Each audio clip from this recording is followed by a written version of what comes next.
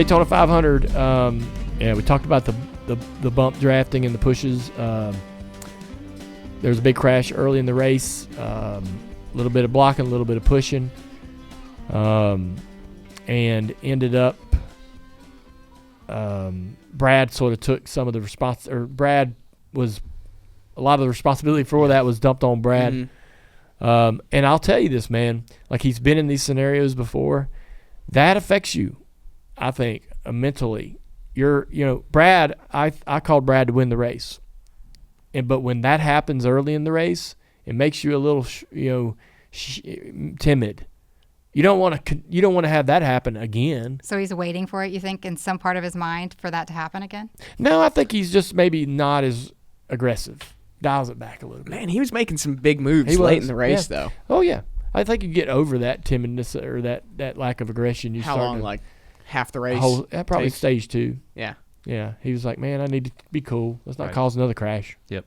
Do you think that happened to the whole field? Because, I mean, like an early crash, it seems like whenever that happens in a 500, you seem to get a little bit of calm. Yeah. And we saw that. We saw pretty clean racing up until the end. Like, did that scare the rest of the field? That first wreck was very nostalgic looking to me. Looked like a traditional Daytona 500 style crash. Mm-hmm. And then the race went into this 2x2 nonsense. Fuel saving, all that. Just side by side. So the entire field for like 40 laps in stage 1 ran 2x2.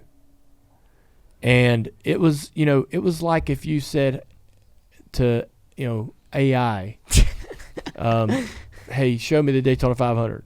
That would be what it looked like. Yeah.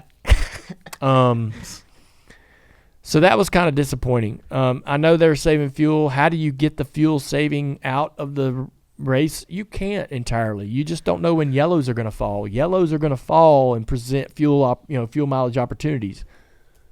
There's a starting point, right? And one thing that I thought about while I was sitting there watching the race was, so to take fuel mileage out of the equation, you need to have the stages short enough so that they can run the entire stage on one tank. Okay? That's one way of doing it. I don't like that, but it would create these little 50-lap sprints, right? So you could do it like that. 50 laps, they're going to have to stop in the middle of that stage, but if you split the stage in half, then you don't have guys really doing the fuel mileage game anymore. When it's a fuel mileage game is when our stages, the fuel mileage runs right up near the bottom of the stage or the length of the stage. And so we have to figure out a way to either allow them to, the stage needs to be nearly 2 tanks of gas. Okay?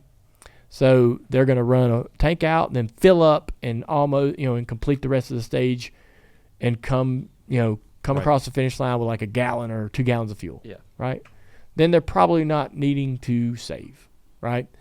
And so the other thing is you make the stage so damn short that it's like 30 laps, which is probably not going to happen. One of the things that I think would be cool is to add another stage to the Daytona 500.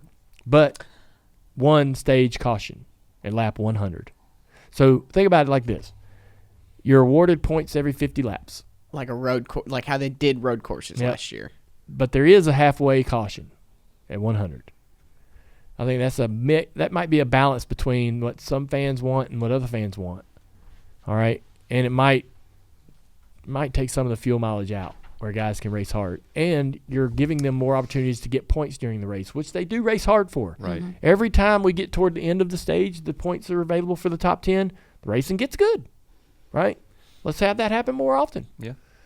One of the things that so I'm watching Josh Berry race, looking at what he's doing and hoping he's having a great day. He gets spun out by John Hunter Nemechek on pit road. Did y'all see that? Yeah, that was a so weird little yeah. So they come down pit road. It hurt them both. Really stupid, to be honest with you. John Hunter Nemechek's in a stall that was past Josh, and they come down pit road. John Hunter's stall is really literally at the start-finish line, halfway down pit road. But he's way far left, which is where somebody that was pitting early would be. Right? So anybody in front of him has to cross his nose to get to their stall. And so, here comes Josh trying to get into his stall. All John had to do was back off a half a car length to let him through.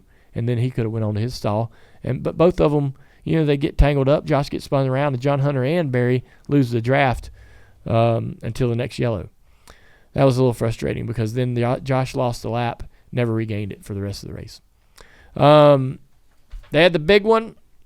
The huge one. Yeah, big. It's almost everyone.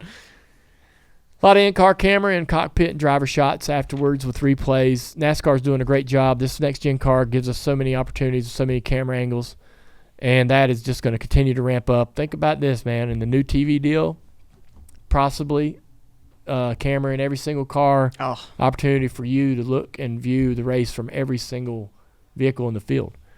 That's the angle. That's the goal. Now, is that attainable? We'll see. Chase Elliott did a great job all day long. Talked about him having sort of a resurgence this year. He won a stage. Won the first stage.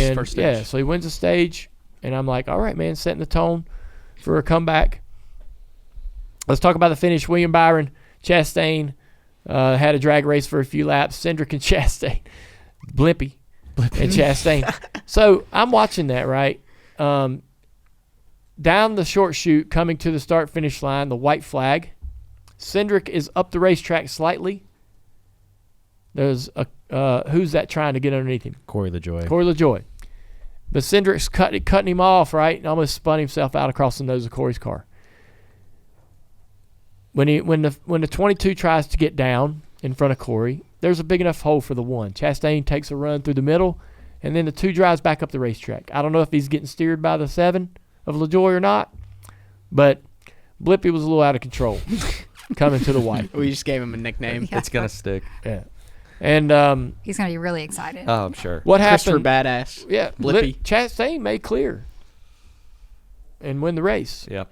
It seemed like there was a lot of room still to go for him to successfully clear. Yeah. You're talking about that dive bomb move right at the start finish to the line. middle. Yeah. Yeah. If the 2, like half a car if the 2 of Cindric doesn't come up the racetrack and they wreck, I think the 1 clears. He had a heck of a run. Caught everybody by surprise too. That was a good spot to do it. I felt like because I wasn't expecting anyone to make that move right there. The big confusion is, obviously I think we were all pretty sure that the caution did not come out. They crossed the finish line and took the white. The race is over. I think we all agree that we knew the race was over. Yeah. But who was leading? Right. So when the lights come on, I think the 48 car is in front. And I have so much history in this sport, and it seems like over that 25-year period, the determination of who the leader was in a moment like that has changed. There was times when it was the light. Yeah, you're the right. The light came on. That's when it was. And now, it's the last loop. Right. So it's, what is it now, right? I think it's the last loop. Well, it's according to the NASCAR rulebook, they use a couple of determining factors. So it's video evidence, last timing loop. But NASCAR posted that photo. A photo, which is the one that they use to determine. And you can there is a caution light on in the corner, and Byron's ahead. Okay. So when the caution light comes on, Byron's like a couple inches out. As far as we know. Yeah. All right. I'm all good with this. I know it doesn't sound like it. That's fair. You show me a picture, show me the light, all that. So when the light comes on is the determining factor. I don't think so necessarily because there's a slight delay, right? Until next time, from when what they're I've going to use heard. the scoring loop. I've heard it's because NASCAR freezes the field. Right. It's NASCAR's discretion of when the guy or the girl pushes the button. Yes, that's what I thought. So you So just it's the said it. button, It's not the NASCAR's light. discretion. Yeah. That's what Dale does not like. That is what I don't like. Yeah. It's inconsistent. It needs to be an obvious rule. We went to the Daytona 500 and sat there to see it determined by the mash of a button. A simple f***ing button. Yeah. Man, is that not heavy? I know. That's heavy. That seems wrong. I don't know. Is it? I don't know. I mean, what other scenarios in sports rely on that button? Rely on human error of someone not involved, right? I mean, there's a clock. Mm-hmm. There's all kinds of physical moments where a person, a referee calls a timeout or throws a flag or whatever that's similar to mashing a button, right? There's someone that's... Yeah, I mean, judgment calls are in every sport. Yeah. This is one of those official judgment calls. Would you want to be the person that smashed the button? Hell no. I don't...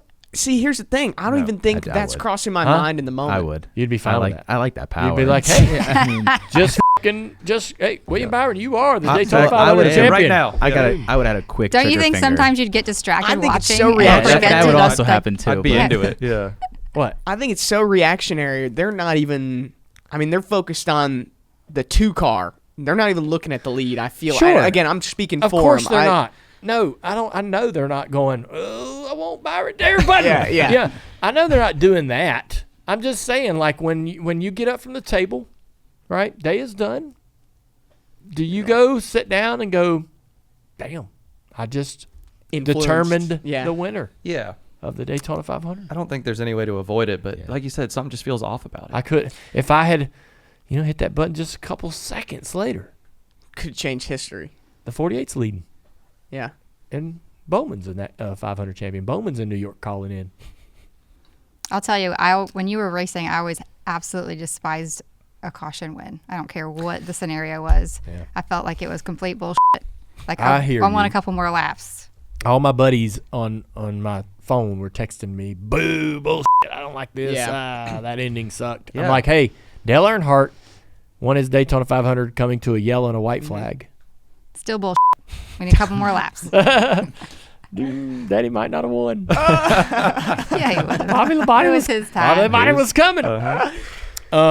What's the solution in your mind? Like, should they have let them race it out a little bit more, or like what do you think? I don't the have- fix is. There's nothing to fix. It's just doesn't sit right with you. There's nothing to fix. I'm not saying that I think, oh, we got to change this. This can't happen. Right. Dude, this is part of the product. I don't know. This feels a lot more like we're circling back to that parking lot thing with Instacart, where you just were like venting, but there's really no solution. There ain't no solution. I just wanted to bring to the table, I don't know if everybody's thought about how somebody mashed a button. And that played a major role in how we all accepted the result, right? Yeah. That would be on my dating profile if that was my job. That's a big flex, I feel like. Yes. I like it. All right. You're going to attract top tier. Yeah, Yeah. that's top With that. tier level. William Yeah. Byron people right owes there. me a brand new Titanic Lego set Yeah, for winning exactly. him the Now, 500. listen, you know? the rational person would say it's bigger than that. It's not the button alone is not, but it's a factor. To your point, there's pictures, videos.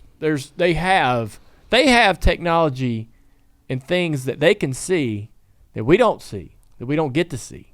They have so many angles. They're not just taking broadcast footage and making these decisions. They have their own photographers and video that are not public consumption, right? To be able to see all angles of everything, such as a finish like that, or a crash, or any kind of a judgment call. So pretty good technology that we're not even privy to. I feel pretty confident. I'm not disputing the result. I just think it's so interesting how in that scenario we take all of those factors to determine that William is the winner. And man, if it just one person does something slightly different or something slightly different happens, Different result. Bowman is the winner, right? Shoo. I guess if you're William, you're completely fine. But if you're Bowman, are you thinking Are you thinking about that? right? Does that eat at you a little Would bit? you be thinking about that if you were Bowman? I'll say this. The two races at Talladega, the Logano win, where we got a caution coming into turn one, Harvick and those guys wrecked at the start-finish line, and I'm passing the 22, and they said he was ahead when the light came on. Yeah. That I never got over that. Because you would have advanced to the next round of the I playoffs. don't care what. I don't even know. I just wanted to win. Right. Yeah. I not over that. Probably not okay with that. Not happy with that. Still feel like, hey, I had your ass. I was going to win that race.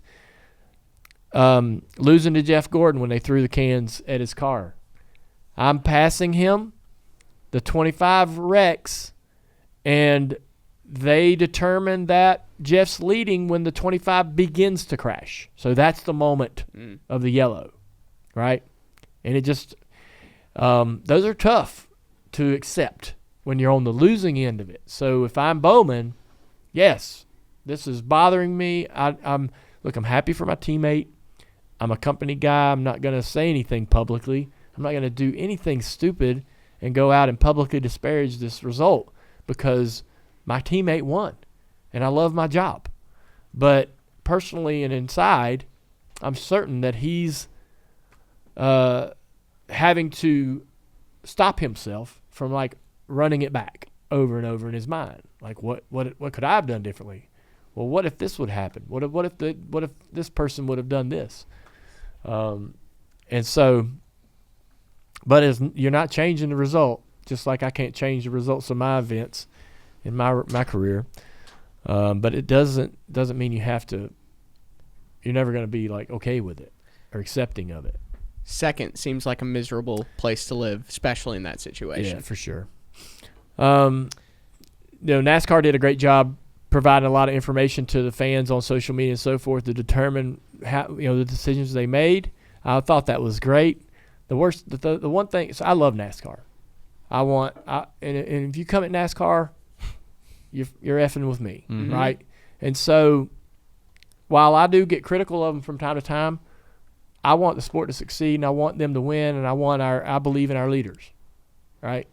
So, I love when I see them provide some background and information in these situations where, had they not, the simmering sort of criticism just boils underneath the surface online. It gets really annoying. Right. So good job in NASCAR to handle that as soon as they possibly could.